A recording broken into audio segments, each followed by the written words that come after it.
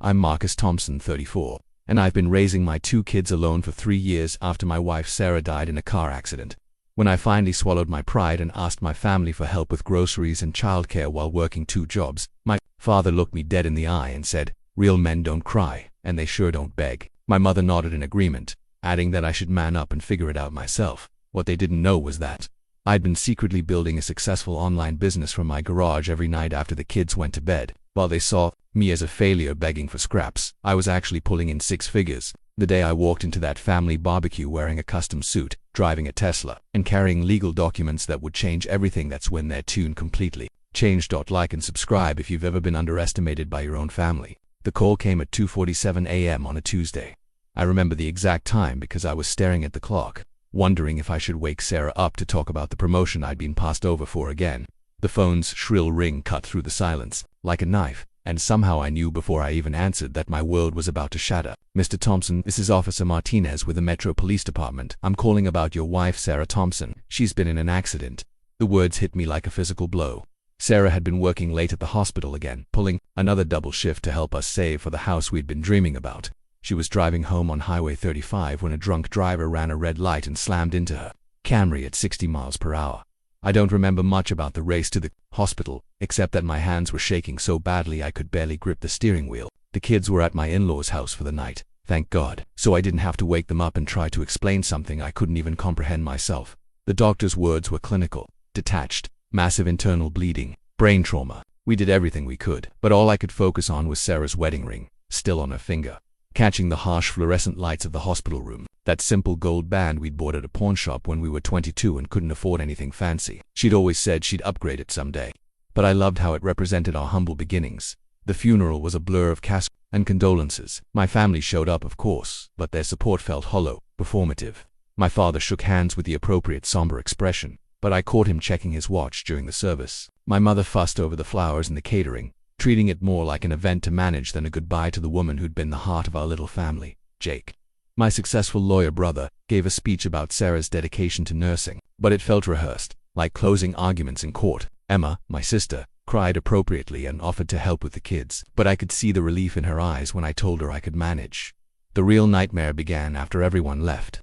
The house felt cavernous without Sarah's laughter echoing through it. Her coffee mug still sat in the sink, lipstick stains on the rim that I couldn't bring myself to wash away. Her side of the bed remained untouched, sheets still holding the faint scent of her vanilla perfume. 8-year-old Lily kept asking when Mummy was coming home, despite my gentle explanations. 5-year-old Jake Jr., named after my brother, in a moment of misguided family loyalty, seemed to understand better, but I'd catch him talking to Sarah's photo when he thought I wasn't looking. The bills started piling up almost immediately. Sarah's hospital salary had been our primary income while I worked part-time doing freelance web development, trying to build something bigger. Suddenly I was facing a mortgage, daycare costs, and living expenses on a fraction of our previous income. The life insurance helped with the immediate funeral costs, but it wouldn't last long with 2 growing kids and a house payment. I threw myself into finding full-time work, sending out resumes during nap time and after bedtime, but the web development market was saturated, and most companies wanted someone who could work traditional hours without the complications of single parenthood. I took whatever freelance projects I could find, often working until 3 a.m. while the kids slept, trying to piece together enough income to keep us afloat. The exhaustion was overwhelming. I'd wake up at 6 a.m. to get the kids ready for school and daycare, work whatever jobs I could find during the day, pick them up, make dinner, help with homework, give baths, read bedtime stories, and then sit down at my computer to code until my eyes burned. Sarah's wedding ring, which I'd started wearing on a chain around my neck, would catch on my shirt as I hunched over the keyboard. A constant reminder of everything I'd lost and everything I was failing to provide for our children. Growing up, I was always the middle child in more ways than one. Not just in birth order, but in expectations, achievements, and attention. My parents had a clear hierarchy in their minds, and I occupied the unremarkable middle ground between Jake's golden success and Emma's picture-perfect femininity. Jake was 3 years older and had been the family star since kindergarten, student council president, debate team captain, full scholarship to law school.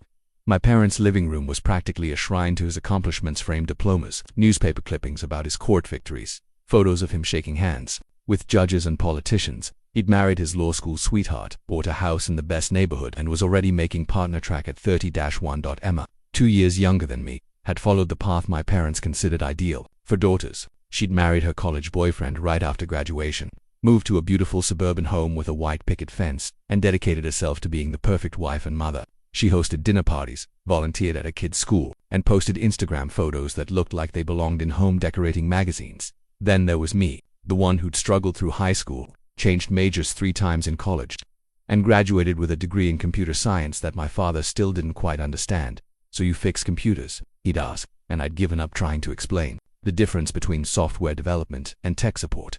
I'd found my old report cards while cleaning out the attic after Sarah's funeral, looking for anything to sell that might help with bills. There they were, yellowing papers from elementary school through high school, covered in my teacher's comments. "Marcus is creative and shows great potential in mathematics and problem solving. Excellent work on his science fair project, very innovative approach. Marcus has a natural aptitude for technology and could excel in that field," but those achievements had never carried the same weight as Jake's debate trophies or Emma's homecoming queen crown. My parents attended my science fairs and computer club competitions, but I could see the polite interest masking their confusion. They didn't understand what I was building or why it mattered. When I'd met Sarah during my junior year of college, she was the first person who actually got excited about my projects. I remember showing her the first website I'd built from scratch, a simple portfolio site for a local photographer, and she'd stared at the screen in amazement. "You created this from nothing, Marcus. This is incredible." Sarah saw potential where my family saw a hobby. She encouraged me to freelance while finishing school, helped me set up my first business bank account, and celebrated every small client victory like it was a major achievement. When we got married, my parents seemed relieved that I'd found someone willing to settle for me, never understanding that Sarah saw qualities in me they'd never bothered to look for. My father's definition of masculinity was rigid and outdated. Real men worked with their hands or commanded boardrooms. They provided for their families without complaint, never showed weakness, and certainly never asked for help. He'd built his plumbing business from nothing in the 1970s, working 18-hour days and coming home exhausted but proud. That was his template for success, and anything that deviated from it was suspect. My mother reinforced these expectations with her own traditional views. Women were nurturers, men were providers, and any blurring of those lines made her uncomfortable. She'd often made passive-aggressive comments about how I should take charge more or how Sarah worked too much for a woman with a family. After Sarah died, their disappointment in me became impossible to ignore. At family gatherings, Jake would talk about his latest case, while Emma shared updates about her kids' achievements. When conversation turned to me, there would be an awkward pause before someone changed the subject. They saw my struggle as evidence of some fundamental failure, proof that their middle child still couldn't get his life together. I'd watch my father interact with Jake's children, taking them fishing, teaching them to throw a baseball, beaming with pride at their report cards. With my kids, he was polite but distant, as if their association with me made them less worthy of his attention. My mother would fuss over Emma's perfectly dressed children while giving Lily and Jake Jr. distracted hugs and comments about how they needed haircuts or better clothes. The contrast was painful. But Sarah had always been my buffer. She'd deflect their subtle criticisms with humor, redirect conversations when they became uncomfortable, and remind me afterward that their opinions didn't define my worth. Without her, I felt exposed to their judgment in ways I hadn't experienced since I was a teenager, desperate for their approval. The idea came to me at 2:30 a.m. on a Thursday night, 6 months after Sarah's funeral. I was sitting at the kitchen table, laptop open, trying to finish a website for a local dentist that would pay me $300 if I delivered it by Friday. The coffee had gone cold hours ago, and my back ached from hunching over the screen. But I couldn't afford to miss the deadline. Jake Jr. had outgrown his phone case. Again, kids go through accessories like they go through shoes. I was browsing cheap replacements online when I noticed something. Most of the cases were generic, boring designs that looked like they came from the same few factories, but the ones with unique, personalized designs were selling for 3 times the price, and customers were leaving reviews saying they'd pay even more for truly custom options. I'd always been good with graphic design, a skill I'd picked up during college when I was too broke to hire someone to create logos for my early web projects. I understood manufacturing from my brief stint working summers at a factory during high school, and I knew e-commerce from building websites for dozens of small businesses over the years. What if I combined all 3?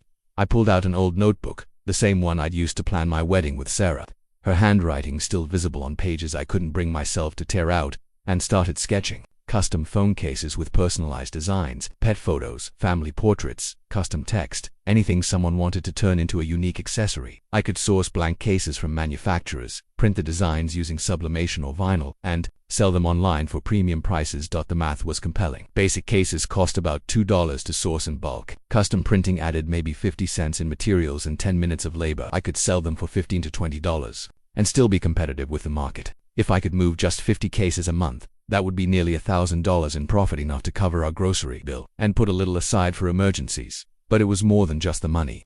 For the first time since Sarah's death, I felt a spark of excitement about something. This wasn't just another freelance project to pay bills. It was a real business idea with potential to grow. I could scale it up, create multiple product lines, maybe even hire employees someday. I spent the next 3 hours researching suppliers, calculating costs, and sketching out a business plan.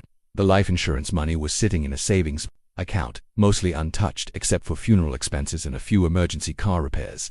Sarah had always said that money was for our future, for the house we wanted to buy or the kids' college funds. Using it to start a business felt like a risk she would have supported. The next morning, while the kids ate cereal and watched cartoons, I called a manufacturer in China I'd found through Alibaba. The time difference meant I was talking to them at 7 a.m., trying to keep my voice low so I wouldn't wake Lily and Jake Jr. The minimum order was 500 units, $1,000 I couldn't really afford to lose, but small enough that it wouldn't devastate us if the idea failed. I spent the weekend researching design software, watching YouTube tutorials on sublimation printing, and setting up basic e-commerce infrastructure. Sarah's old craft room in the basement became my workshop. Her sewing machine was still there, covered in dust, along with boxes of fabric and half-finished projects she'd never had time to complete. I cleared a corner for a printer and heat press, trying not to disturb her things too much. The first sample cases arrived 3 weeks later.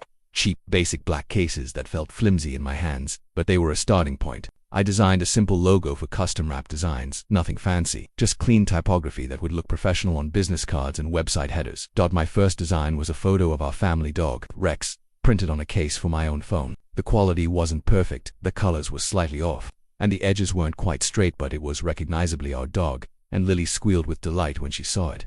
"Daddy, you made that. Can you make one with my picture?" That reaction told me everything I needed to know. This wasn't about creating the most technically perfect product. It was about giving people something personal, something that connected them to what they loved most. Every time they pulled out their phone, they'd see their dog, their kids, their favorite quote, their most treasured memory.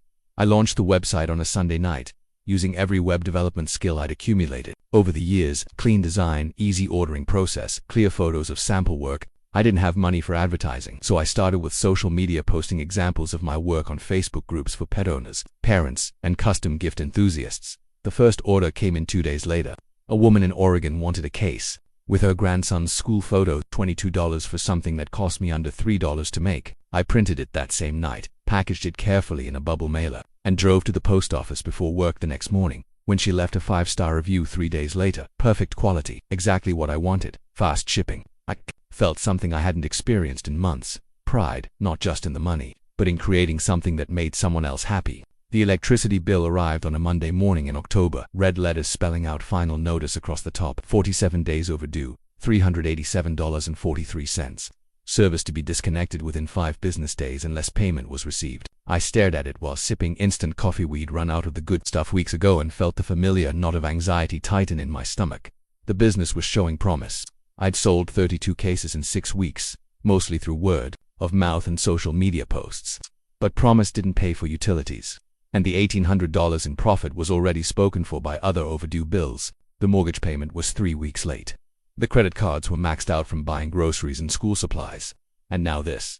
I walked to the refrigerator to make the kids' lunches for school and opened it to find nearly empty shelves. A half-gallon of milk with 2 days left before expiration, some leftover mac and cheese from dinner 2 nights ago, and a few slices of lunch meat that had seen better days. The bread was on the counter, down to the heels that nobody wanted to eat. "Daddy, can I have money for the book fair today?" Lily asked, bouncing into the kitchen with her backpack already on. The Scholastic book fair I'd forgotten completely. She'd been talking about it for weeks, excited about the new Dork Diaries book she wanted to buy. "Maybe next time, sweetheart," I said, avoiding her eyes as I made her sandwich with the last of the peanut butter. "Daddy's a little short on money right now." Her face fell, but she nodded with a resigned understanding that kids develop too quickly when money is tight. "That's okay, I can just look at the books." Jake Jr. appeared a few minutes later, dragging his feet and complaining about being tired. He'd had trouble sleeping lately, waking up in the middle of the night asking for Sarah. Last night it had been a nightmare about monsters, and I'd ended up sleeping on the floor next to his bed, my back screaming from the uncomfortable position. After dropping them off at school, I drove home and sat in the driveway for 10 minutes, staring at the house that was slowly falling apart around us. The gutters needed cleaning. The front porch had a loose board that creaked ominously, and there was a stain on the ceiling in the living room from a roof leak I couldn't afford to fix properly. My phone rang, jolting me out of my spiral. Unknown number. Probably another debt collector. I'd stopped answering those calls weeks ago, but this one seemed different. I swiped to answer. Mr. Thompson, this is Jessica from Bright Start Daycare. I'm calling about your account balance. You're currently 60 days past due, and our policy requires payment within. I hung up before she could finish. Jake Jr.'s after-school care, the one thing that allowed me to work during the day, was about to be cut off. Without it, I'd have to pick him up at 3 p.m. every day, which would end most of my freelance opportunities and definitely kill any chance of growing the phone case business. That evening, after the kids were in bed, I sat at the kitchen table with all our bills spread out in front of me like a losing poker hand. Mortgage, utilities, credit cards, daycare, car payment, insurance. Numbers that didn't add up no matter how many different ways I calculated them. The phone case business was growing, but not fast enough.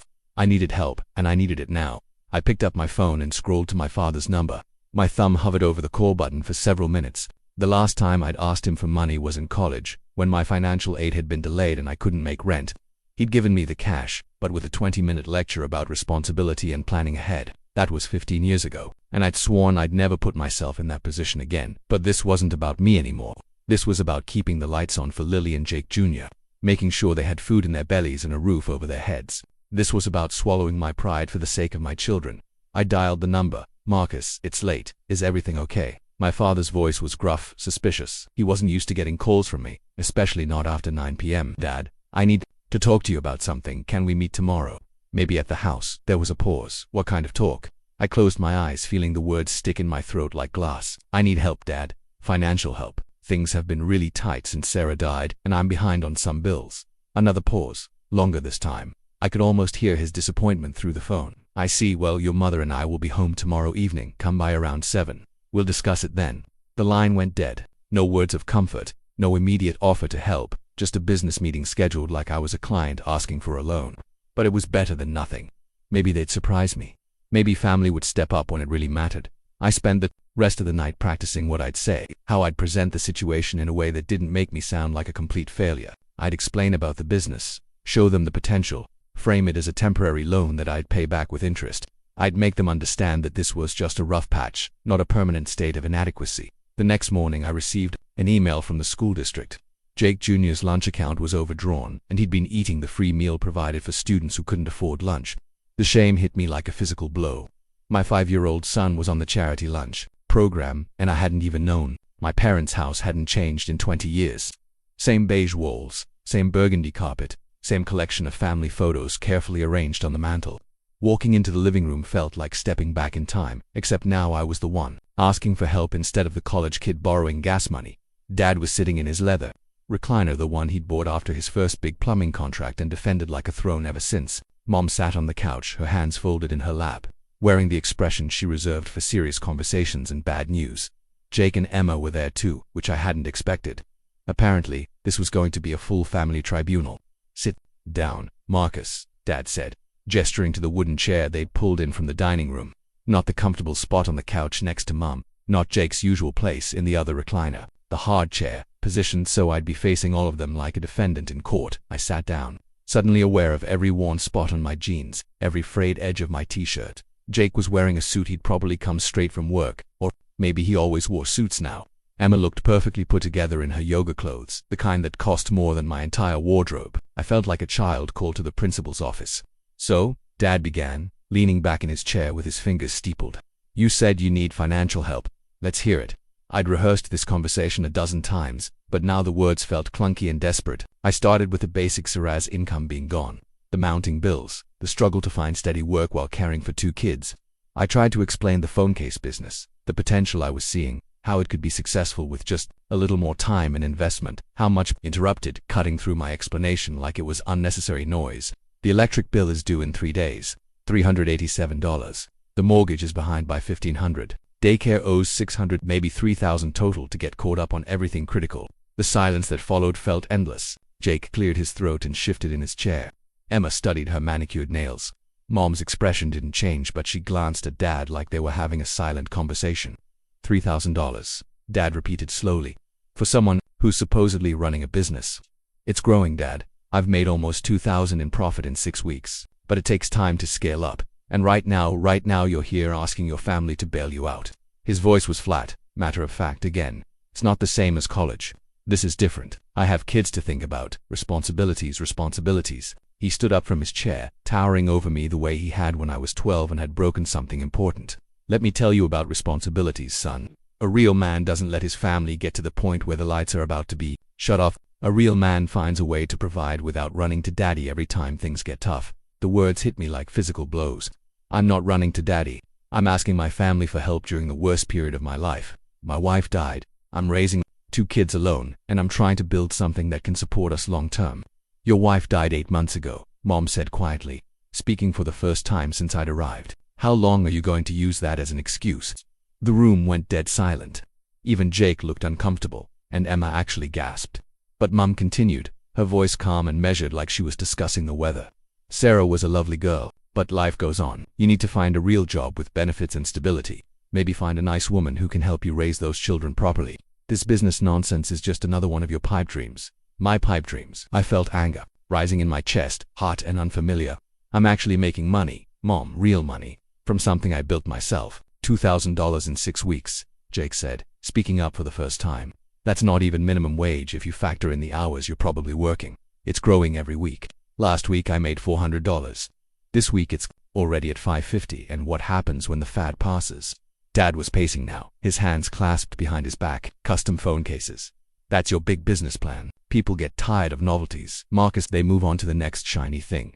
This isn't a novelty. People want personalized products. The market research shows market research. He laughed, but there was no humor in it. You know what I did when I was your age and had a family to support? I worked 70-hour weeks, doing jobs that broke my back and ruined my hands. I didn't have time for market research or following my dreams. I had mouths to feed. Times are different now, Dad. The economy. The economy is an excuse. There are jobs out there for men who want to work. Construction, manufacturing, service industries, but you think you're too good for that kind of work. You want to sit at home playing on your computer and call it a business. Emma finally spoke up, her voice soft but cutting. Marcus, maybe they have a point. I mean, Tom started his landscaping business while working full-time at the hardware store. He didn't quit his day job until he was making more from the business than his salary. I don't have a day job to quit. The freelance work is inconsistent, and most companies won't hire someone who can't work traditional hours because of childcare. Then find childcare, Mom said. There are programs for single parents, assistance programs, like welfare. The word tasted bitter. You want me to go on government assistance instead of building a business that could actually succeed? I want you to be realistic, Dad said, settling back into his chair. You're 34 years old with 2 children and no stable income. This fantasy about being an entrepreneur needs to end. It's time to grow up. The room fell silent again. I looked around at their faces, disappointment, pity, frustration, but no understanding. No recognition that I was fighting harder than I'd ever fought for anything, that I was trying to build something meaningful from the ashes of my old life. So that's it? I asked quietly. No help. Dad leaned forward, his expression softening, just slightly. Here's what I'll do. I'll make some calls, see if any of my contractors need help. You can start as a laborer, work your way up. It's honest work, steady pay. But this business thing has to stop. You can't keep chasing Gatridge quick schemes when you have real responsibilities. Gatridge quick schemes. I stood up, my hands shaking with anger. I've been working 8 days for months. I've learned printing techniques, supply chain management, customer service, digital marketing. I've built something from nothing, and it's actually working. Marcus, Jake said, his lawyer voice carefully modulated for maximum condescension. Maybe take a step back and look at this objectively. You're asking for $3,000 to keep the lights on. That doesn't sound like a successful business to me. I looked at each of them one more time. My father, sitting in his leather throne, convinced that his way was the only way. My mother, who saw my grief as an excuse and my ambition as delusion. My brother, who'd never taken a real risk in his life but felt qualified to judge mine. My sister, who'd married her way into financial security and couldn't understand why I didn't just do the same. Real men don't cry, Dad said as I headed toward the door. And they sure don't beg. I stopped at the threshold, my hand on the doorknob, and turned back to face them one last time.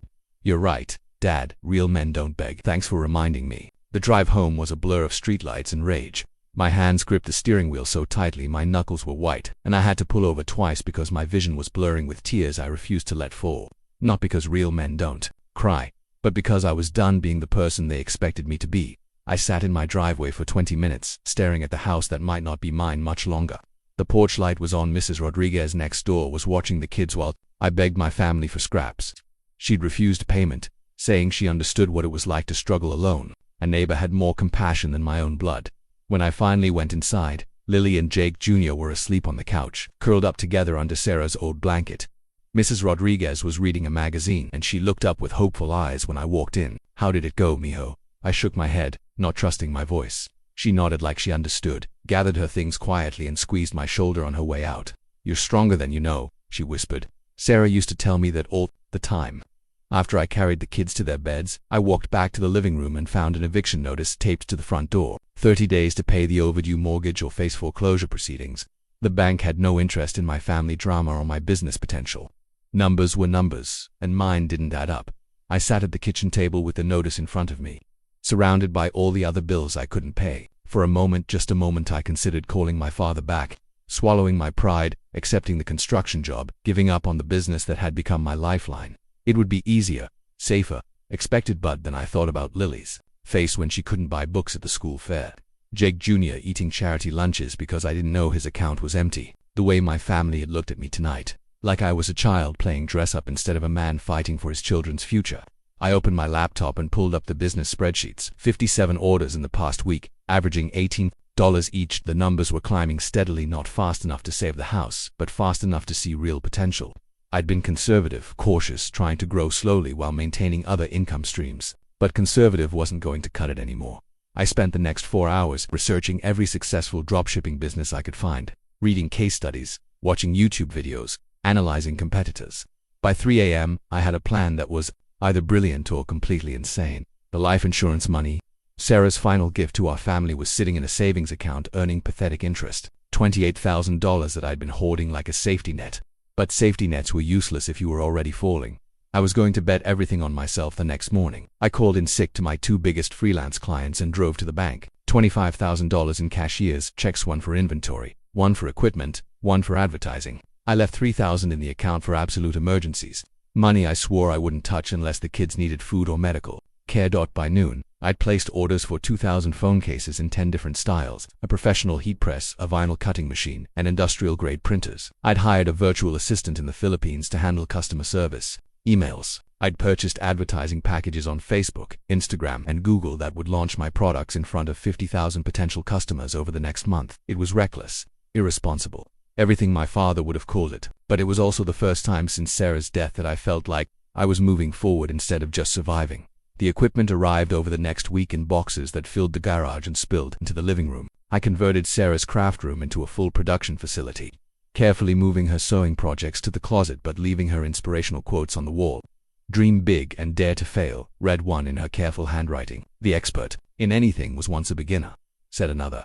I worked 16-hour days learning the new equipment, perfecting my processes, building up inventory. The kids helped when they could. Lily became an expert at removing backing paper from vinyl decals, and Jake Jr. loved operating the heat press with careful supervision. They were proud to be part of the business, excited to tell their friends that their daddy made phone cases. The first big advertising campaign launched on a Tuesday. I'd targeted parents, pet owners, and college students with personalized design ads that showcased emotional connections, kids' artwork, beloved pets, family photos, inspirational quotes, the kind of products that people didn't just want but needed. Orders started trickling in within hours, then dozens, then more than I could process in a single day. I hired 2 high school kids to help with fulfillment, paying them cash under the table because I couldn't afford payroll taxes yet.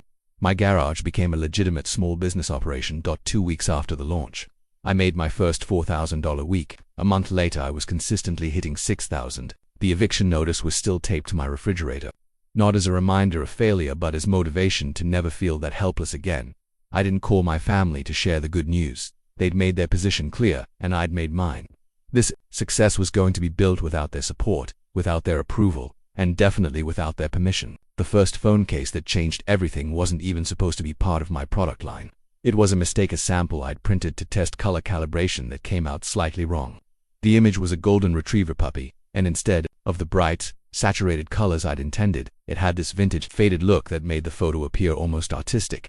I was about to throw it away when Lily picked it up and gasped, "Daddy, this looks like a painting. Can you make all of them look like this?"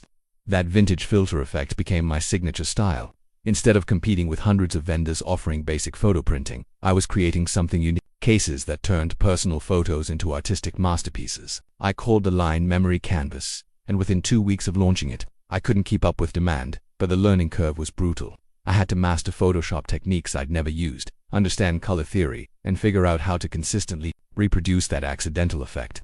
I spent nights watching YouTube tutorials on photo manipulation while the kids slept, taking notes in the margins of design magazines I bought from the grocery store checkout line. My suppliers in China were patient, but confused by my specific requests. Most customers wanted the cheapest, fastest production possible. I was asking for premium materials, precise color matching, and quality control that added cost but created products people actually treasured. The language barrier meant lots of sample rounds and detailed photos to communicate exactly what I needed. Managing the supply chain felt like solving a complex puzzle every day.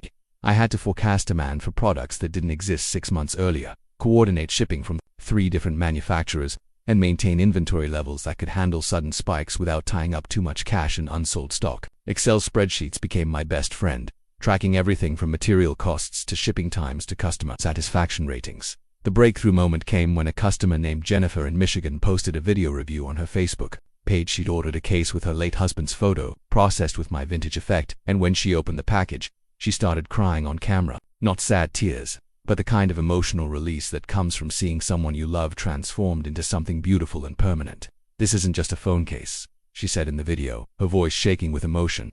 "This is art. This is how I want to remember him forever." The video was shared 3,000 times in 2 days, generating more orders than I'd received in the previous month combined. That's when I realized I wasn't selling phone accessories. I was selling emotional connections. Every order represented someone's most treasured memories, their beloved pets, their children's milestones, their lost loved ones. The responsibility was overwhelming and motivating at the same time. I started including handwritten thank you notes with every order, sharing a little about my own story and why the business mattered to me. Customers began writing back, telling me about the photos they'd chosen and why they were special. A grandmother wanting to carry her grandchildren's photos everywhere. A soldier deploying overseas with his family's picture protected on his phone. A teenager who'd lost her best friend in a car accident. The graphic design work became more sophisticated as I learned what customers really wanted. It wasn't just about making photos look pretty, it was about capturing the emotion behind them. I developed different filter styles for different types of images. Soft and warm for family photos, crisp and vibrant for pets, dramatic and bold for quotes and artwork. Word spread through social media faster than any advertising campaign could have achieved. Customers tagged their friends in posts about their cases, shared photos of the products in use, and recommended the business to anyone who'd listen. I was getting organic marketing that money couldn't buy, driven by genuine satisfaction and emotional connection. The garage workspace evolved from chaos to efficiency over several months. I installed pegboard walls to organize tools, labeled bins for different materials, and created assembly stations that allowed me to process orders systematically. The kids knew not to disturb the business area, but they loved watching the heat press in action and helping with simple tasks like removing protective films. Quality control became my obsession. Every case was inspected before packaging, and any product that didn't meet my standards was scrapped rather than shipped. I'd rather lose money on a perfect case than risk disappointing a customer who was trusting me with their precious memories. That attention to detail set me apart from competitors who prioritized volume over quality. By month 3, I was shipping orders to all 50 states and had received my first international requests from Canada and the UK. The profit margins were healthy enough to reinvest in better equipment, expanded inventory, and professional packaging that made each order feel like a gift rather than a commodity purchase.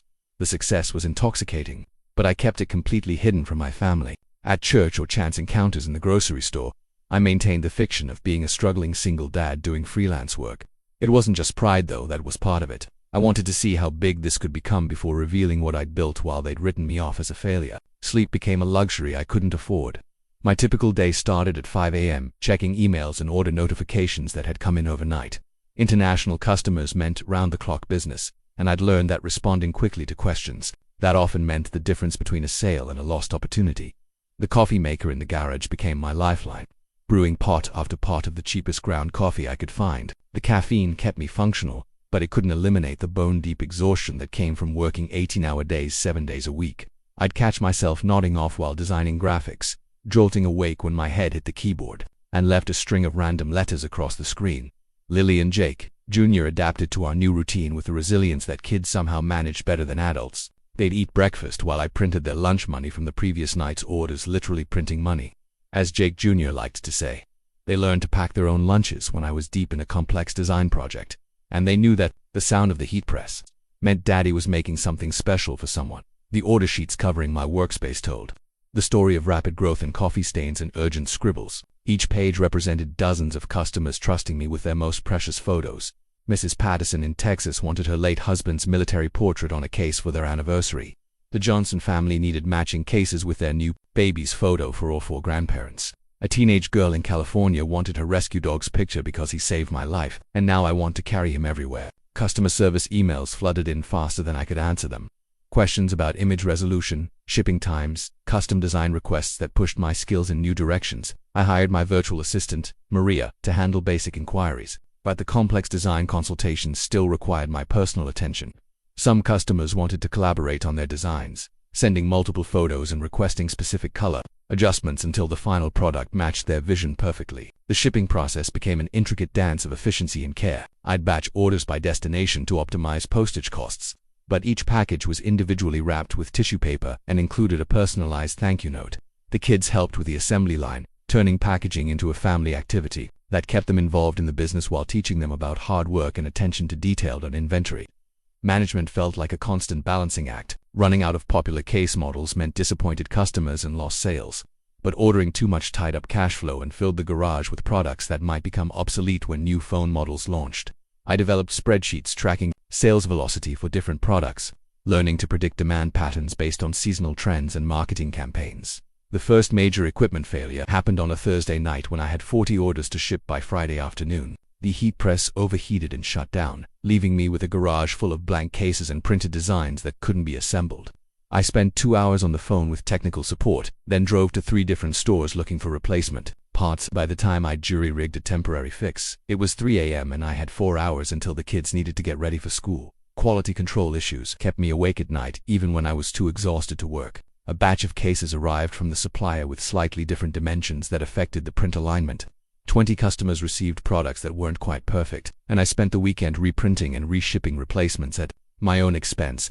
The financial hit was painful, but maintaining customer trust was worth more than short-term profits. Social media management became another full-time job within the business, posting examples of new work, responding to comments and messages, sharing customer photos and reviews. I learned that Instagram posts with emotional stories performed better than simple product shots, so I started including brief descriptions of why each design was special. This case features Rex, a golden retriever who helped his owner overcome depression. Rex passed away last month, but now he'll always be close to her heart. The paperwork side of entrepreneurship was overwhelming for someone who'd always been creative rather than administrative. Tax forms, business licenses, supplier contracts, shipping regulations. I bought a filing cabinet from a thrift store and created systems for tracking everything from material costs to customer addresses. Sarah had always handled our personal finances, and I was learning business accounting through trial and error. Cash flow became my constant concern. Even with healthy profit margins, the gap between ordering inventory and receiving payment created weeks where I was cash poor despite having a successful business. I learned to maintain minimum balances for essential expenses while reinvesting everything else in growth. The checking account balance became my daily report card, rising and falling with each batch of orders and inventory purchases. By month 4, I was consistently hitting $8,000 in weekly revenue. The numbers were becoming real, enough that I started allowing myself to believe this might actually work long term. But I still drove the beat-up Honda to school pickup, still shopped with coupons, still maintained the appearance of someone barely getting by.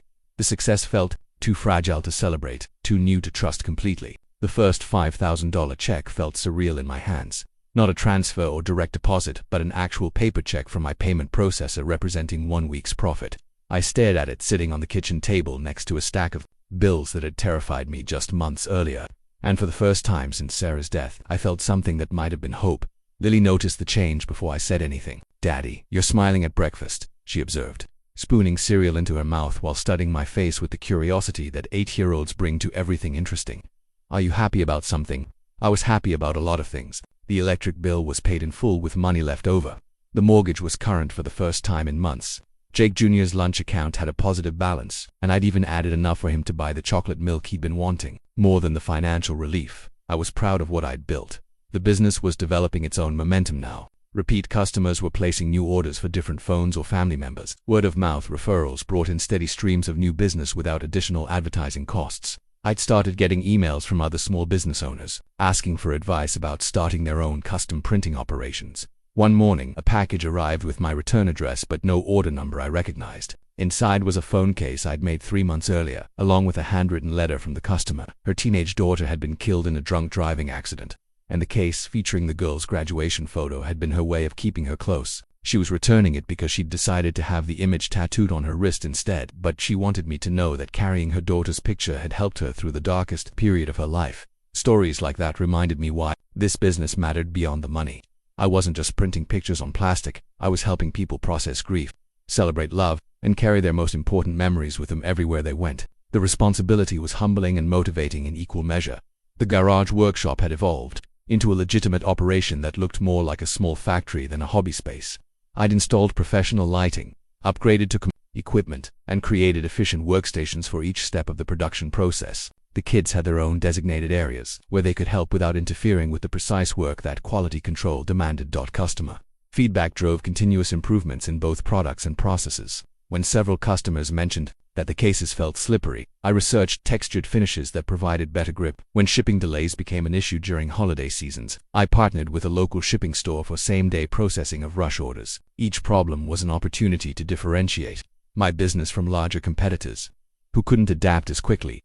The first employee hire felt like crossing a major threshold from hobby to real business.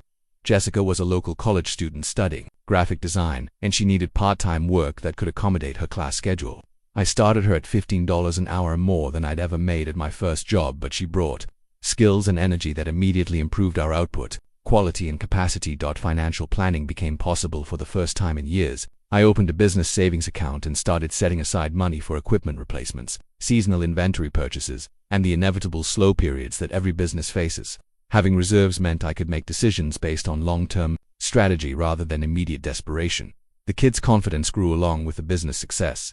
They talked proudly about our company to their friends and teachers. When Lily's class had career day, she chose to present about entrepreneurship, explaining how her daddy had started a business in their garage. Jake Jr. drew pictures of the heat press and gave them titles like Daddy's Money Machine and The Case Maker.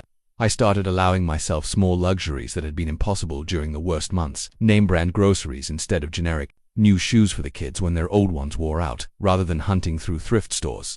A dinner out occasionally at somewhere nicer than fast food. These weren't extravagant purchases, but they represented a level of financial security I hadn't experienced since Sarah was alive. The most satisfying moment came when I walked into the bank to make a large deposit, and the teller recognized me. 6 months earlier, I'd been the guy trying to negotiate payment plans and extension deadlines. Now I was the small business owner with steady cash flow and growing account balances. The bank manager even approached me about business banking, services, and small business loans for expansion. Marketing became more sophisticated as I learned what resonated with different customer segments. Pet owners responded to emotional storytelling about the bonds between animals and their families. Parents wanted to see examples of how children's artwork could be transformed into keepsakes. Military families appreciated patriotic themes and deployment-related messaging. Each audience required different approaches, but all of them valued the personal connection that custom products provided. The success was becoming harder to hide from people who knew me, but I wasn't ready for my family to learn about it yet. When neighbors asked about the increased UPS deliveries and shipping supplies visible in my garage, I mentioned doing some online selling without elaborating on the scale. The full revelation would come when I was ready, on my terms, when the success was undeniable and sustainable enough that no one could dismiss it as a lucky streak. The notification appeared on my phone at 7:23 a.m. on a Tuesday. Your business has been tagged in a video with 50,000 plus views. I was making coffee and almost dropped the mug reading those numbers. 50,000 people had seen something about my business overnight.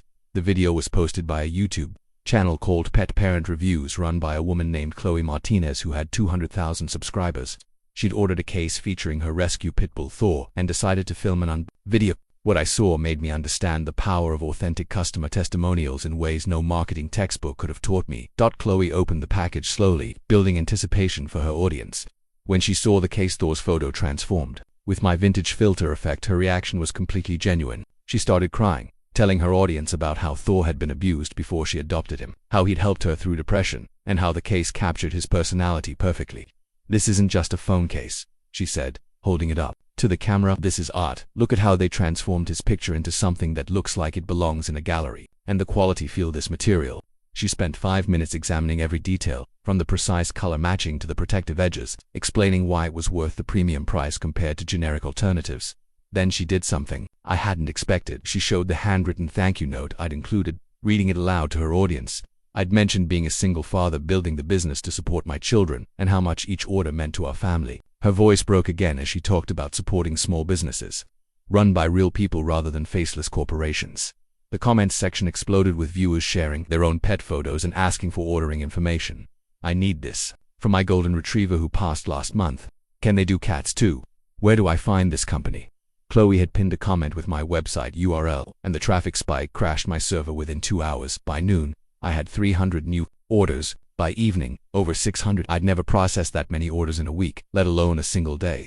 The notification sound on my phone became constant background noise as new sales poured in faster than I could track them. Jessica called in, her roommate, to help with customer service emails, and I hired 2 more high school students on the spot to help with fulfillment. The logistics challenge was overwhelming but exhilarating. I had to coordinate emergency inventory shipments from 3 different suppliers, rent additional heat presses from a commercial equipment company, and convert my living room into temporary storage space for blank cases and packaging materials. The kids' after-school routine became helping sort orders by priority and deadline. Customer service emails revealed the emotional impact of Chloe's video. People weren't just buying phone cases, they were investing in memorial pieces for beloved pets, surprise gifts for grieving friends, and personal talismans featuring their most cherished companions.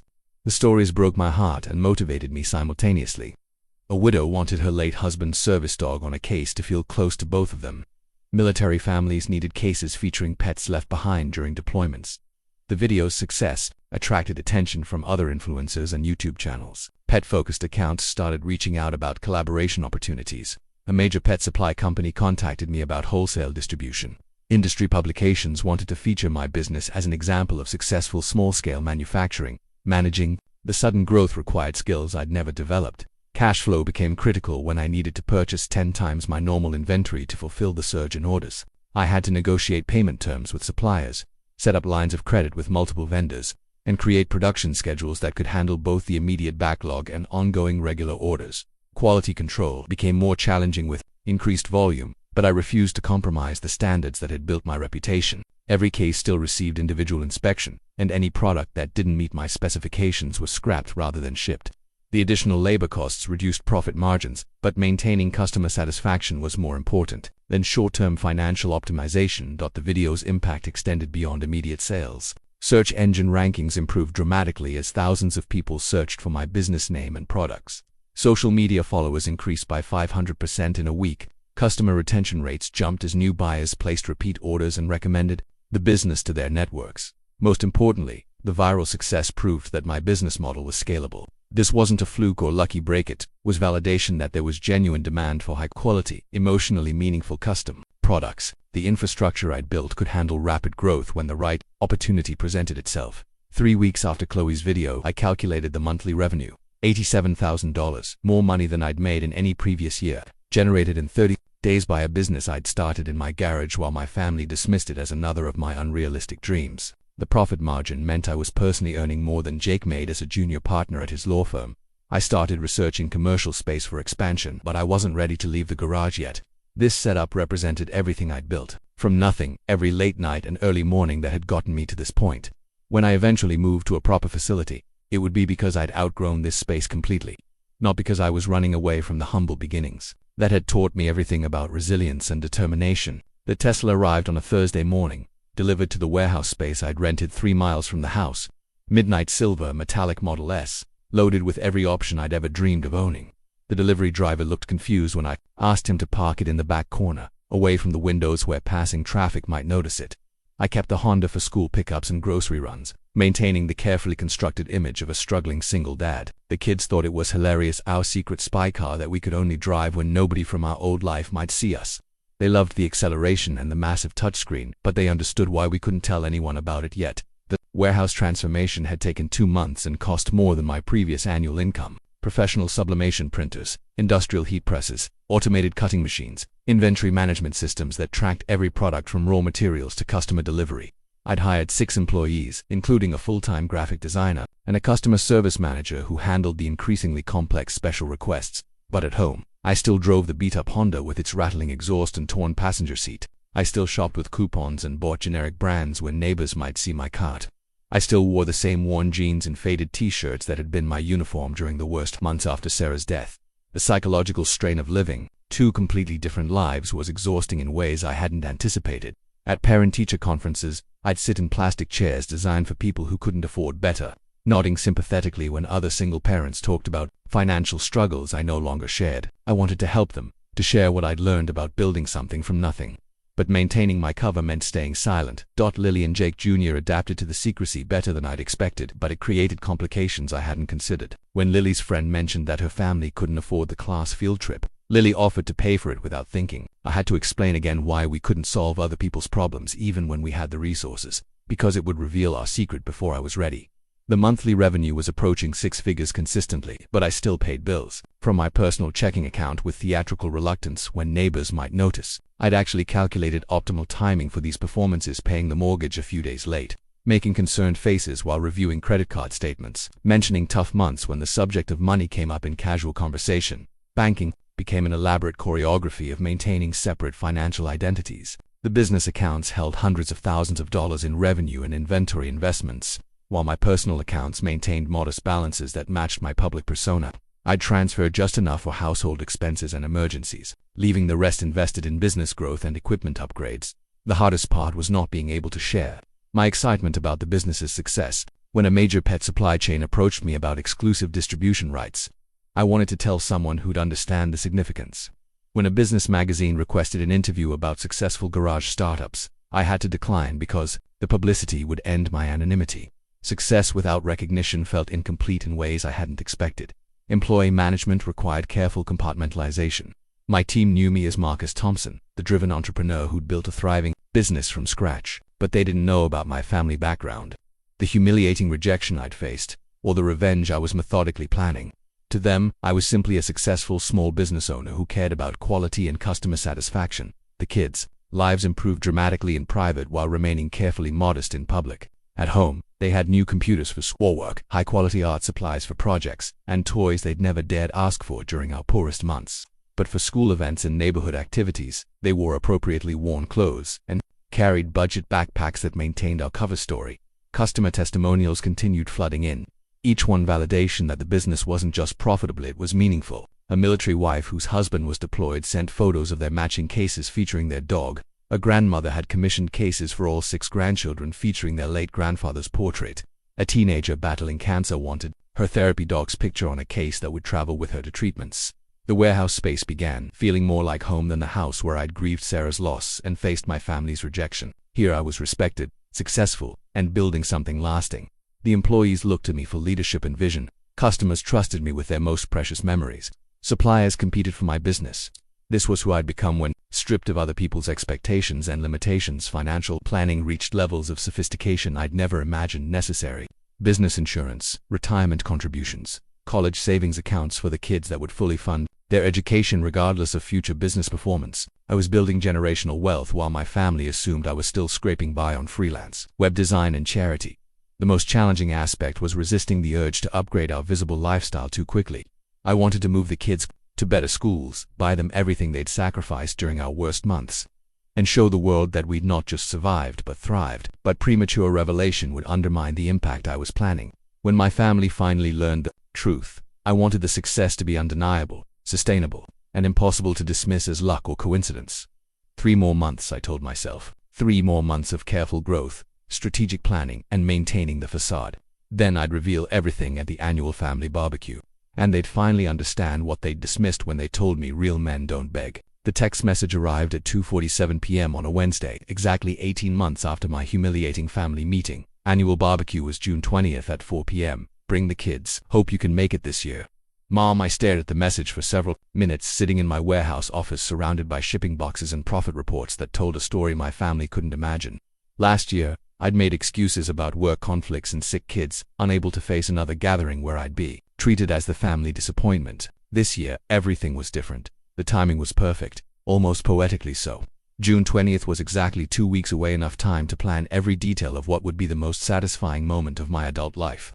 I'd been waiting for this opportunity, and now it had arrived with the casual assumption that I'd show up empty-handed and grateful for their tolerance. I texted back, "We'll be there. Looking forward to it."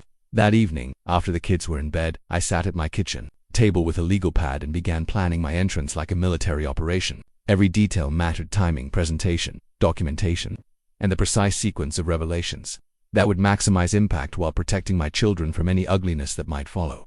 The custom suit came first. I drove to the city's most exclusive menswear store, where the tailor measured me for a charcoal gray three-piece that cost more than my father's monthly pension.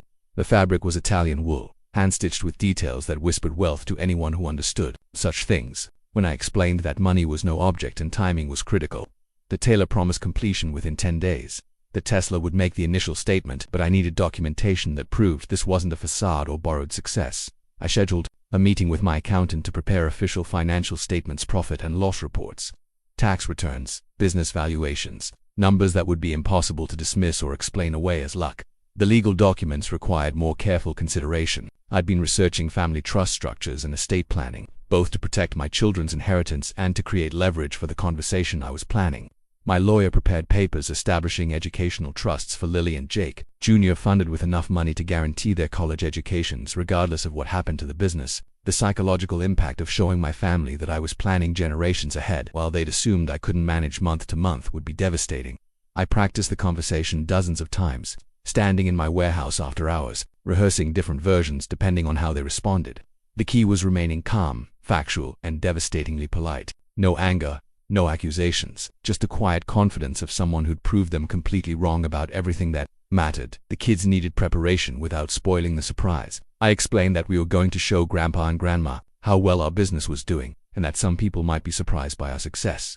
Lily, now 9 and increasingly perceptive, asked if this was why we'd been keeping secrets about the Tesla and the warehouse. I told her it was exactly why, and that sometimes people needed to see proof before they'd believe something wonderful had happened. Jake Jr., now 6 and inheriting his mother's emotional intelligence, worried that Grandpa might be upset about the secrets. I assured him that grown-ups sometimes needed time to understand new information, and that our job was to be proud of what we'd accomplished together as a family. They'd been part of the business from the beginning, helping with packaging and shipping, and they deserved to see their contributions recognized. The warehouse staff was curious about my unusual requests for specific financial reports and business documentation. I explained that I was meeting with potential investors, which was technically true since my family's opinion could influence future relationships and opportunities. My employees had become genuinely fond of working for someone who treated them well and shared success through bonuses and profit sharing, and they were excited about the company's growth prospects. A week before the barbecue, I received another text from my mother. Should we plan on you bringing anything, drinks or dessert? The casual assumption that I'd contribute something modest and inexpensive to their gathering felt like the perfect opening for my response. Don't worry about us, we'll handle our own arrangements. I spent that week finalizing every detail. The suit was perfect, tailored to emphasize the physical changes that regular exercise and better nutrition had created. 18 months of hard work had transformed me from the broken, desperate man who'd begged for help into someone who carried himself with quiet confidence. The clothes would amplify that transformation. The business cards were printed on heavyweight paper with embossed lettering. Marcus Thompson, founder and CEO, custom wrap designs. Below that, the website URL and a tagline, turning memories into masterpieces. They looked professional, expensive, and completely legitimate, which they were. The night before the barbecue, I tucked the kids into bed early and spent an hour in Sarah's old craft room, now converted back to a peaceful space with her photos and mementos. I told her about the journey we'd taken, about the business we'd built, and about the family confrontation that would finally close the chapter on my humiliation. I felt her presence more strongly than I had in months, as if she were preparing to witness the moment when her belief in me would be vindicated. I parked the Tesla 3 blocks away and waited until 4:30 p.m., ensuring that everyone would already be gathered in the backyard when we arrived. The kids were practically vibrating with excitement in their new clothes, not flashy, but clearly expensive to anyone who knew how to look. Lily wore a sundress that actually fit properly, and Jake Jr. had on Caicos and a polo shirt that hadn't come from a discount store. Remember, I told them as we walked toward the house, we're proud of what we've built together. Let the grown-ups do the talking, but don't be afraid to smile when people are surprised. The sound of the Tesla's door closing was deliberately crisp in the quiet suburban street. A few neighbors were working in their yards, and I caught them glancing over with curiosity. Nobody expected Marcus Thompson to emerge from a car that cost more than most people's annual salaries. My parents' house looked exactly the same beige siding, same brown trim, same modest landscaping that prioritized low maintenance over beauty. I'd driven past it hundreds of times in the Honda, but approaching it now felt like arriving at a destination I'd been traveling toward for 2 years. The gate to the backyard squeaked on the same rusty hinges that had announced visitors since my childhood. Conversations paused as we rounded the corner into the backyard. and I watched faces register confusion, then recognition, then deeper confusion as they processed what they were seeing. Jake was manning the grill, wearing his usual weekend uniform of golf shirt and khakis, but now I could see the subtle signs of financial stress that success had taught me to recognize. The shirt was 3 years old, the khakis had been professionally cleaned too many times, and his watch was the same one he'd worn since law school. Emma sat at the picnic table with her kids, her smile frozen in the polite expression she wore. When she was calculating social dynamics. My parents stood near the drink cooler, my father's face cycling through expressions as he tried to process the disconnect between the son he expected and the man who'd just walked into his backyard. My mother's eyes went immediately to the kids' clothes, then to my suit, then to something over my shoulder. "Is that your car?" she asked, pointing toward the street where the Tesla was visible through the fence slats. "Yes," I said simply, lifting Jake Jr. so he could see over the adults' heads. "We've had some changes in our lives lately." The silence stretched uncomfortably as everyone waited for someone else to ask the obvious questions. I let it extend, enjoying the moment when my family was genuinely speechless for the first time I could remember. Emma broke first. "Marcus, what's going on? You look—" She gestured vaguely at my appearance, unable to find words for the transformation. "I look successful," I finished for her, "because I am." Jake abandoned the grill, walking over with the expression he wore in court when opposing counsel had surprised him with unexpected evidence. "Successful? How? Last time we talked, you were doing freelance web design and barely keeping up with bills." "That was 18 months ago," I said, setting Jake Jr. down and accepting the lawn chair my father had grudgingly retrieved. "A lot can change in 18 months when you're building something real." I pulled out my phone and opened the business Instagram account, handing it to Emma. "Custom wrap designs. We create personalized phone cases and accessories." Started it in my garage after our last family meeting. She scrolled through the posts, her manicured nails clicking against the screen. Product photos, customer testimonials, behind the scenes, videos of the production process. Her expression shifted from skepticism to surprise to something approaching respect. "This is yours. All of this. All of it. The design work, the production facility, the customer service, the marketing. Built it from scratch with money I invested after you all told me real men don't beg." I kept my voice level, conversational, but everyone caught the reference to that humiliating night. My father cleared his throat, the sound he made when he was preparing to regain control of a situation that had slipped away from him. "Marcus, this is great, but a small business generated $430,000 in revenue last year."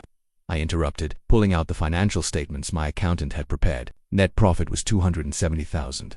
This year we're projected to hit $700,000 in sales." The numbers hung in the air like smoke from the grill. Jake's mouth was actually open, and Emma had stopped scrolling through the Instagram posts to stare at the papers in my hands. "That's more than I made as a junior partner," Jake said quietly, his lawyer brain automatically calculating what those numbers meant. "It's more than you're making now," I corrected gently. "According to the county's salary database, senior associates at your firm cap out around 180. I hit that in my worst month this year." My mother sat down heavily in her chair, her face cycling through expressions as she processed not just the financial success, but the implication that I'd been quietly building an empire while they assumed I was failing. "How long have you been? How long has this been going on?" "Since the night you told me to find a real job and stop chasing get-rich-quick schemes." Remember that conversation?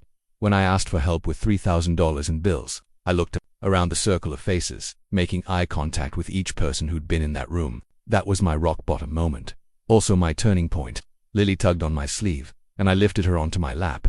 She'd been unusually quiet, but now she looked around at the adults with the serious expression she wore when she was about to say something important. "Daddy works really hard," she announced to the group. "He makes beautiful things for people who miss their dogs and grandpas and want to carry their pictures everywhere. And he teaches me and Jake Jr. about business and being kind to customers and why it's important to do good work even when you're tired." The simplicity of her explanation cut through all the adult complications and ego.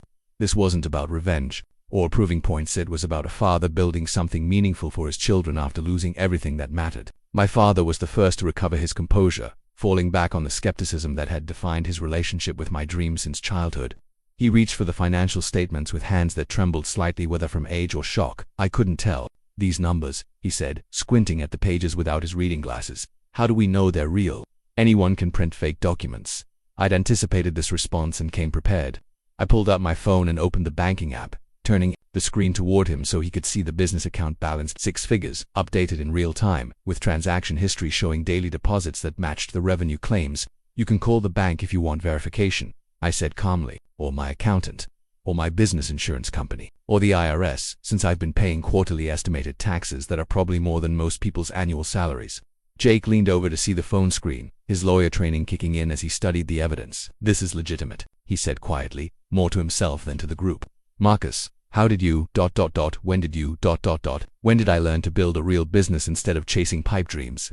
I finished his question about 5 minutes after Dad told me I was too old to keep playing entrepreneur and needed to find a real job doing manual labor.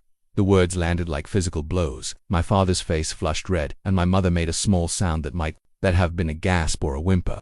Emma continued scrolling through the business Instagram, her expression cycling between amazement and something that looked like jealousy. "We have 37 employees now," I continued, retrieving more documents from the leather portfolio I'd brought. "Production facility, customer service team, graphic designers, shipping coordinators. People depend on this business for their livelihoods, and they're all doing better because I didn't listen to advice about getting a real job." I handed Emma a photo from the warehouse employees working at their stations, the industrial equipment, pallets of inventory, the professional setup that looked nothing like the garage operation they were imagining. "We ship to all 50 states and 12 countries.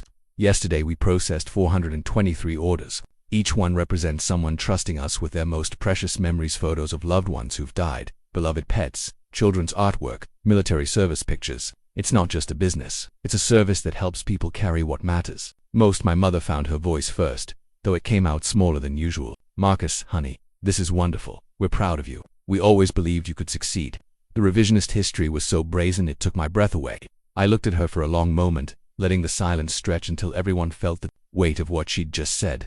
"Always believed I could succeed," I repeated slowly. "Is that what happened that night 18 months ago, when I asked for help with $3,000 in bills and Dad told me real men don't beg? When you suggested I find a wife to take care of the kids because I obviously couldn't handle being a single parent? When Jake and Emma sat there saying nothing while you explained that my business ideas were get-rich-quick schemes?" Each question hit its target with surgical precision. Jake looked down at his hands. Emma stopped scrolling through her phone, and my parents exchanged glances that confirmed they remembered every word of that conversation as clearly as I did. "We were worried about you," Dad said, his voice defensive now. "You were struggling, desperate. We thought you needed stability, not more risky ventures." "Stability," I said, nodding thoughtfully. "Like the stable job you wanted me to take, working construction for one of your contractor friends. 40 hours a week at $18 an hour. That would have been about $37,000 a year before taxes. I made that much last month." I pulled out the trust documents my lawyer had prepared, spreading them on the picnic table like evidence in a trial. "These are educational trusts for Lily and Jake Jr. fully funded college accounts that will cover tuition, room and board, and expenses at any university they want to attend. The money's already invested, already growing, already guaranteed regardless of what happens to the business." Emma leaned forward to read the documents, her eyes widening as she processed the numbers. "Marcus, these accounts have more money than Tom and I have saved for retirement. Success tends to compound when you're building something real instead of just trading time for money," I said. "Lily and Jake Jr. will never have to choose colleges based on cost, never have to take student loans, never have to sacrifice their dreams because their father couldn't provide for their education." The comparison to Emma's situation was implicit, but unmistakable. Her husband's landscaping business provided adequate income, but nothing approaching the generational wealth I was describing. Her children would face the same financial constraints that had limited our generation's choices. Jake Jr. had been quietly listening to the adult conversation, but now he tugged on my sleeve with a question. "Daddy, can I tell them about the surprise?" I smiled at him, remembering 6-year-old excitement about secrets that felt too big to contain. "What surprise is that, buddy?" "The big building, with all the machines and the people who work for us, and how you let them bring their kids to work sometimes because you know what it's like to need help with children." His innocent revelation added another layer to the story. I wasn't just successful, I was the kind of employer who understood work-life balance because I'd lived the struggle of single parenthood. My employees brought their kids to the warehouse during school breaks, and we had a designated homework area where children could wait while their parents finished shifts. "You own a building?" my father asked, his voice barely above a whisper. "Lease with option to purchase," I corrected. "But yes, 12,000 square feet of production and warehouse space. We'll probably exercise the purchase option next year, when the business credit history is established enough for favorable commercial mortgage terms." The technical details: business credit, commercial mortgages, purchase options demonstrated a level of sophistication that went far beyond their assumptions about my capabilities. I wasn't just making money, I was building lasting infrastructure, with long-term strategic planning. My mother looked around the group as if seeking support for a reality that had shifted too dramatically to process. "Marcus, this is incredible. We're so happy for you. We always knew you had potential." "No," I said quietly but firmly. "You didn't, and that's okay now, because I know. My children know, my employees know, My customers know. The people who matter believe in what I've built because they've seen the results. The finality in my voice made it clear that their approval, while potentially welcome, was no longer necessary for my success or success. The afternoon sunlight was fading when I decided it was time for the most important part of the conversation. Everyone had been making awkward small talk for 20 minutes, dancing around the obvious tensions while processing the scope of my transformation. Now, I needed to establish the terms for our future relationship. There's something else we need to discuss, I said, gathering the financial documents back into my portfolio. How we move forward from here. The phrase carried weight that everyone recognized. This wasn't just a family reunion anymore. It was a negotiation session, where power dynamics had fundamentally shifted. My father straightened in his chair, instinctively preparing for conflict. What do you mean, move forward? I pulled out the final set of documents I'd brought, not financial statements or business records, but something more personal and infinitely more powerful. Sarah's letter, the one I'd found hidden in her jewelry box months after her death, written during her final hospital stay when she knew she might not survive. Before I explain what I mean, I want to read you something Sarah wrote before she died, something I found that helped me understand what kind of man I wanted to be for my children. I unfolded the letter carefully, its edges worn from the dozens of times I'd read it during the darkest moments of building the business. Her handwriting was shaky from medication, but every word was deliberate. My darling Marcus, I began, my voice steady despite the emotion behind the words. If you're reading this, then I didn't make it home to help you raise our beautiful children. I know you're scared. I know you think you can't do this alone. But I've watched you solve impossible problems, build beautiful things from nothing, and love our family with a strength that most people never find. I paused, letting the words settle over the group. Lily had climbed back onto my lap, and Jake Jr. moved closer to lean against my chair. They'd heard this letter before, but they understood its importance to this moment. Don't let anyone convince you that your dreams are too big or your ideas are impractical. Don't let anyone make you feel small because you see possibilities they can't imagine. You are going to do amazing things, and our children are going to be proud to carry your name.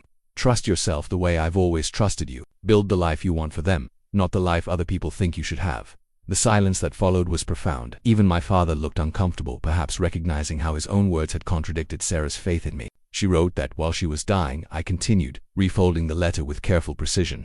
While I was at home completely falling apart, she was thinking about my future and my potential. She believed in me when I couldn't believe in myself. My mother was crying now, dabbing at her eyes with a napkin from the picnic table. Marcus, we're sorry. We didn't understand what you were going through. You didn't understand because you didn't try to understand, I replied, my voice remaining calm but gaining steel. You saw what you expected to see, the middle child who never quite measured up, the son who needed to be managed and corrected. You never saw what Sarah saw, which was someone capable of building something extraordinary. I stood up, lifting Jake Jr. to my hip and taking Lily's hand. So, here's how we move forward. You can be part of our lives, but only if you respect what we've built and who we've become. No more suggestions about how I should run my business. No more advice about finding a wife to help raise my children. No more comparing me to Jake's traditional success or Emma's conventional choices.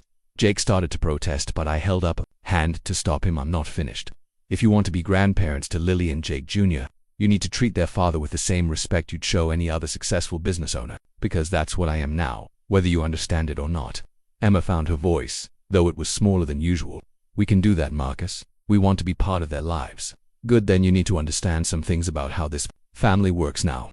I pulled out my phone and showed them photos from the warehouse. My employees' children call me Uncle Marcus because I've created a workplace where people can bring their kids when childcare falls through. They send me Father's Day cards because I've shown them what it looks like when someone fights for their family. The photos showed birthday parties in the warehouse, break room, kids doing homework at empty workstations, employees' families at company picnics. It was a community built around values that prioritized people over profit. Lily and Jake Jr. have learned about work ethic, entrepreneurship, customer service, and treating people with dignity regardless of their job title. They've seen their father build something meaningful from nothing, and they understand that success comes from serving others, not from following someone else's definition of what's possible. My father cleared his throat, his voice rougher than usual. What do you need from us? It was the first time in my adult life that he'd asked what I needed instead of telling me what I should do. The question hung in the air like an offering, tentative but genuine. I need you to be proud of your grandchildren's father instead of disappointed in him. I need you to tell them stories about their mother and what she meant to our family. I need you to respect the choices I'm making for their future, even if those choices are different from what you would have done. I handed him one of my business cards, the expensive ones with embossed lettering that announced my title as founder and CEO. This is who I am now. If you can accept that, we can rebuild our relationship. If you can't, we'll limit our contact to holidays and special occasions. The ultimatum was clear but not cruel. I wasn't cutting them off, but I was establishing boundaries that protected my children from the kind of subtle criticism and disappointment that had shaped my own childhood. "We can accept it," my mother said quickly, looking at my father for confirmation. "We want to accept it. We're proud of what you've accomplished." "Then prove it," I said simply. "Show Lily and Jake Jr. that their success matters to you.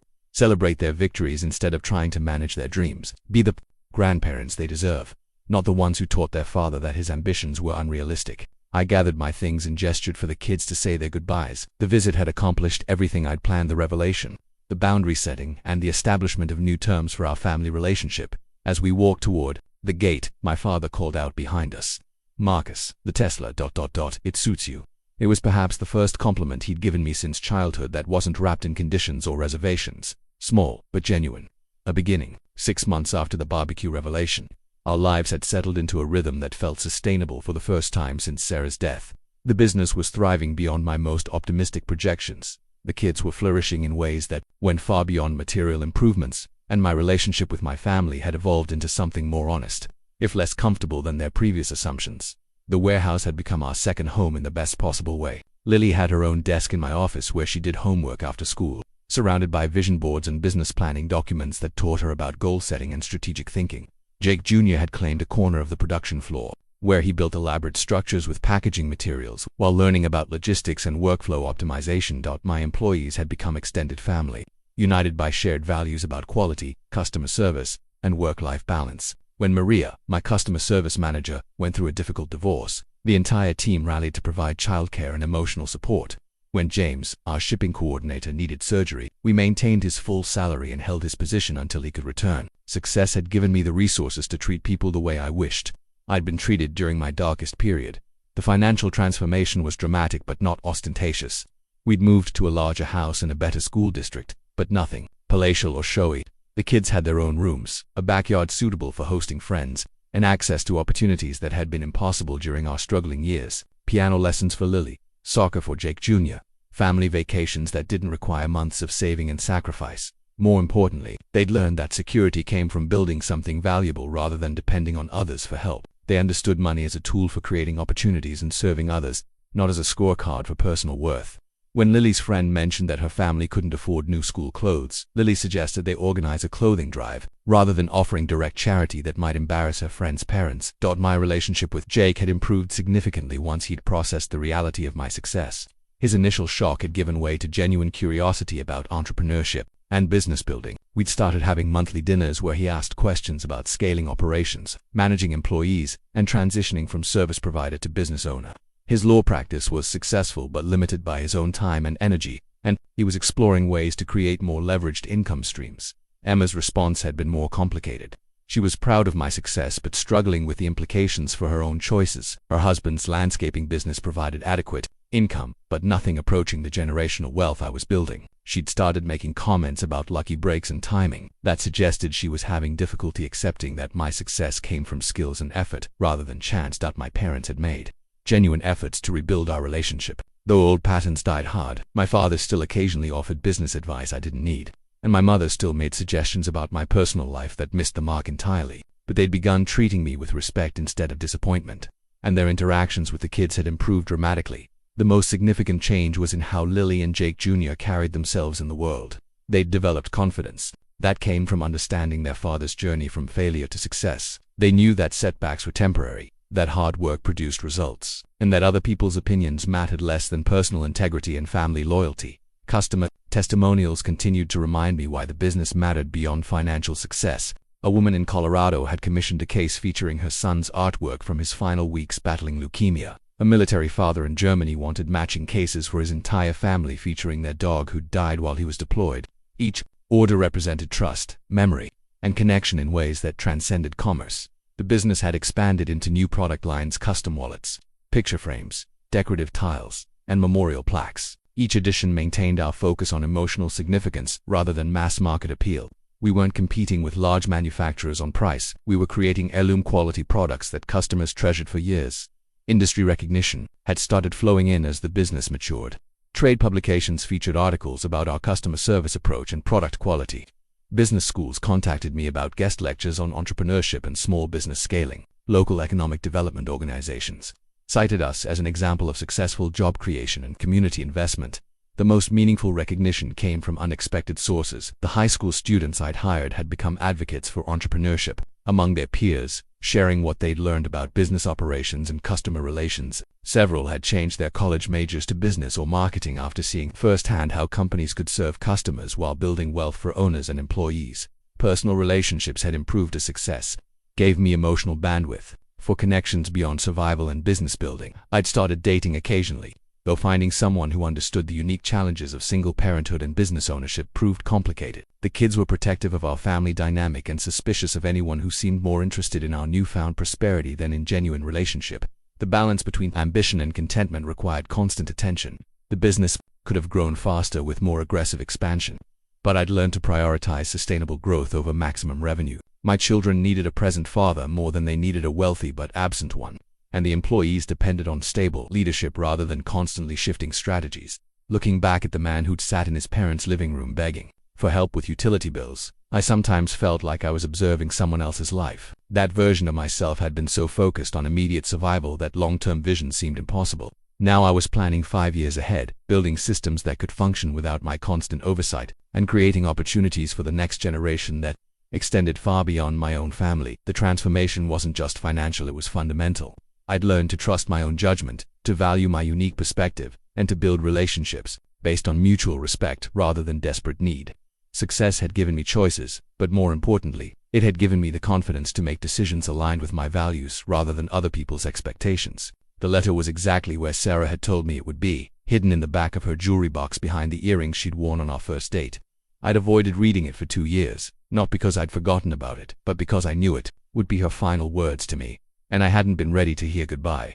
Now, sitting in my office at the warehouse on the 3-year anniversary of her death, I felt strong enough to open it. The business was stable, the kids were thriving, and I'd become the man she'd believed I could be even when I couldn't see it myself.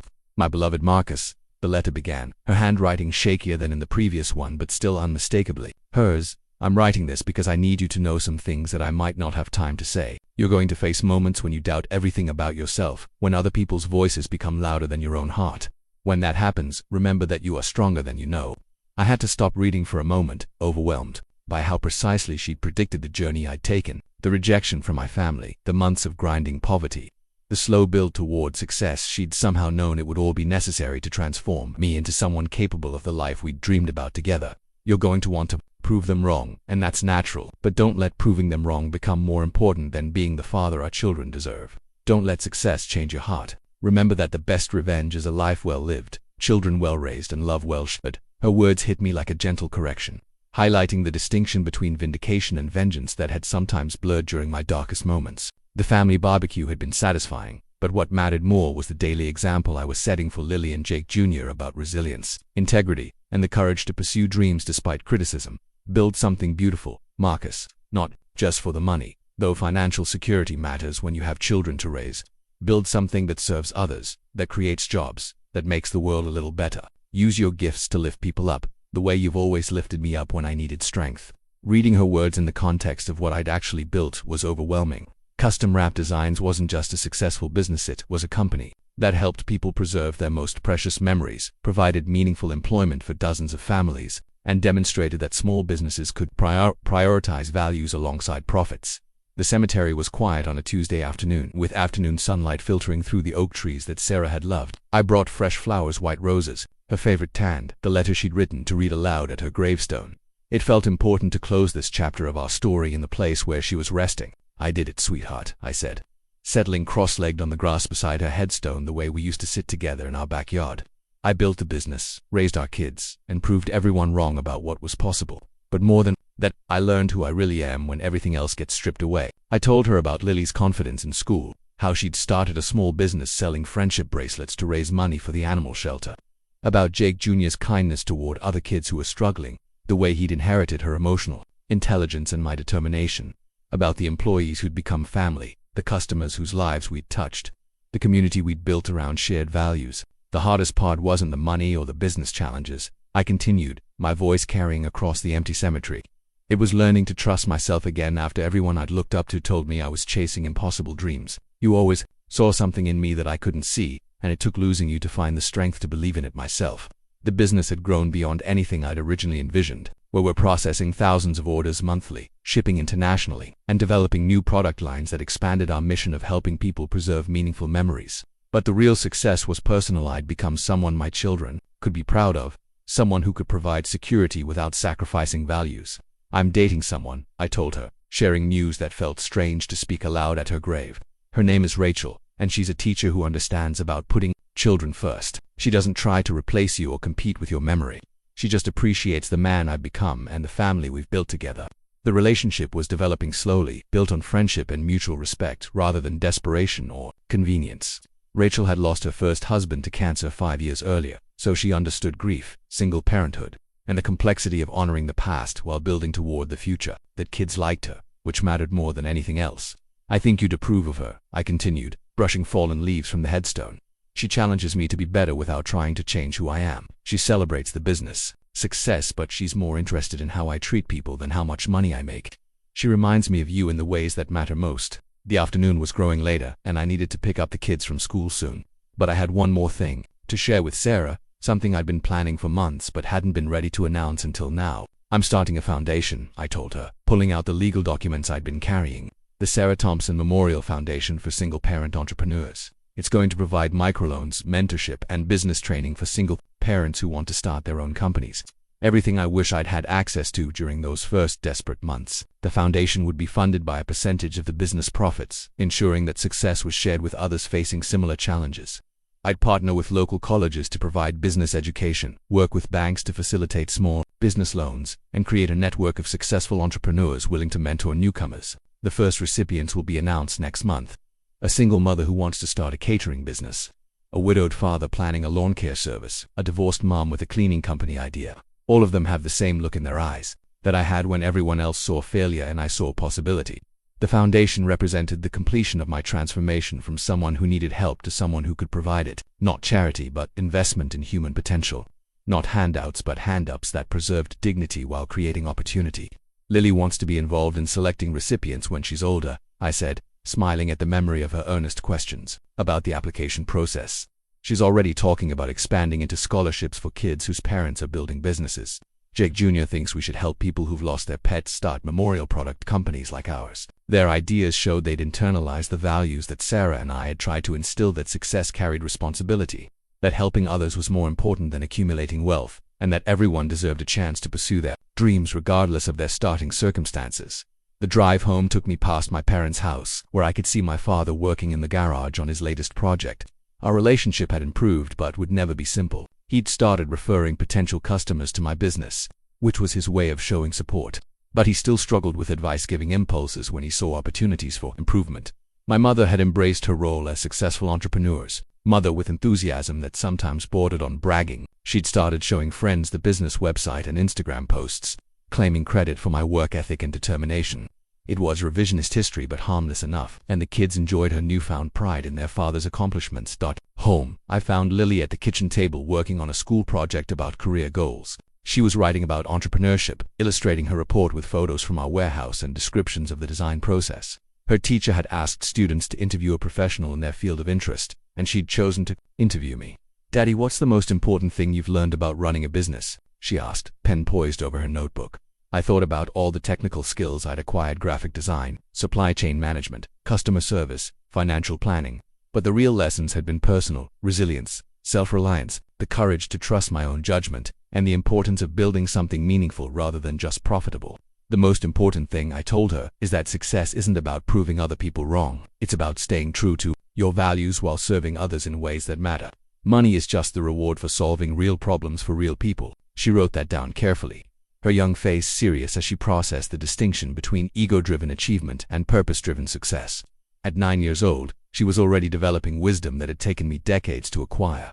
That evening, after the kids were in bed, I sat in my home office surrounded by evidence of the journey from desperation to success: financial statements, employee photos, customer testimonials, industry awards, foundation planning documents. But the most meaningful item was still Sarah's original letter, reminding me that the goal was never just survival, it was building a life worthy of the love she'd given me and the children who carried her legacy. The man who'd begged his family for help 3 years ago was gone, replaced by someone who could provide help to others facing similar challenges. The transformation was complete, but the mission continued. Every day brought new opportunities to prove that success shared was success multiplied, that dreams deferred weren't dreams denied, and that real men didn't just provide for their families, they built legacies that lifted entire communities. I pulled out my phone and opened a new note, beginning to outline ideas for expanding the foundation's reach. There were thousands of single parents out there facing the same crossroads I'd encountered, believing they had to choose between entrepreneurial dreams and family stability. Tomorrow I'd start building systems to prove they were wrong about that choice, just like I'd been wrong about so many things before. Sarah's death taught me that strength could emerge from the most devastating losses. The circle was complete, but the story was just beginning.